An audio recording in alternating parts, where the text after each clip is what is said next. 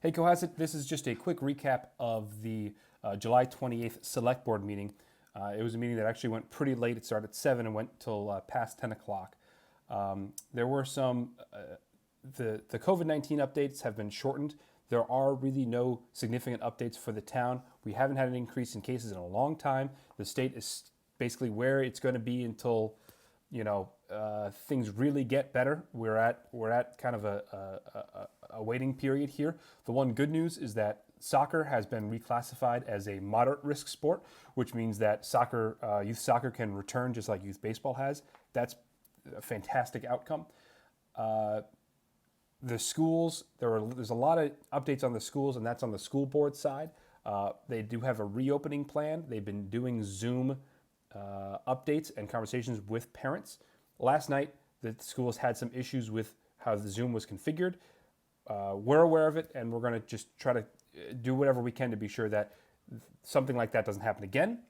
And then finally, there's a park that's down by Rocky Beach, or by Black Rock Beach, that the town has been kind of in the process of figuring out what to do with. So that's going to be something that hopefully we'll have something more concrete for you in the future.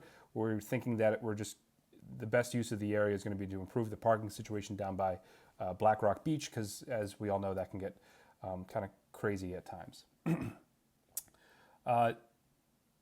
There was the town clerk did discuss that she had basically investigated some plans for changing polling, but right now we have expanded early voting, we have mail-in voting, and all these things means that it's going to be possible to have voting occur regularly because a lot of people are choosing the other option. I believe everyone in the mail got a mail-in voting registration card.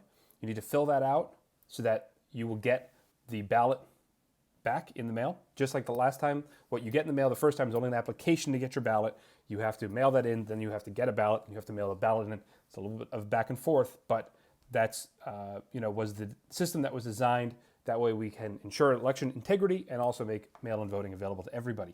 The 7:30 slot on the select board meeting last night was reserved for board and committee appointments. One thing that the select board decided in their goals meeting is that we really want to focus on engaging town. So what we decided to do is push back committee appointments for 2 meetings, which I believe is in 4 weeks, to allow more residents to apply for these positions on boards and committees. Again, these are the committees that run our town, and we need more people on these committees.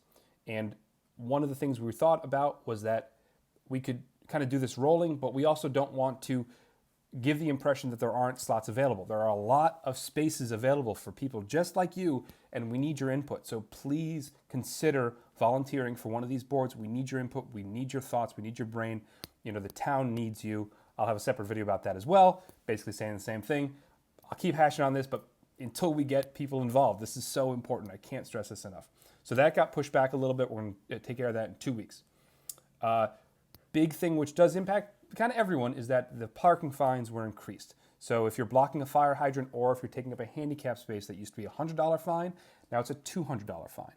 We also temporarily, through the end of September, increased the no sticker, basically illegal parking fine. So if you park at the beach without a sticker, for instance, it used to be $50, it's now $100. This was based on a conversation we just had with Cohasset Police Department saying there are a lot of people that are parking at our beach. We are having crowding issues in the beach. A lot of them are out of town. A lot of people are basically reporting that they're willing to pay the $50. And we need to try to maybe raise that price to discourage people from doing that. I think we need to do more besides just increase the fine if we're really serious about deterring overcrowding at our beach. And that's a conversation that we're going to continue to have. Last night, we also publicly discussed or publicly unveiled the goals that the select board has set. I'll have a separate video about those things. The 3 main kind of categories we have are community health, which obviously includes the pandemic, but also includes stuff that make a community function and be healthy. Some infrastructure projects that are either long overdue or we need to really begin the process of discussing them. as well as financial stability. There's a lot of uncertainty coming up, and we need to be sure that we are ready for kind of a rapid fire change in the, in the realities of, our funding. We need to be ready to make those, quick changes when they come up. I'll have a separate video about the goals and talk about them more soon, because there's some interesting stuff, and I'd love to share more with you about it.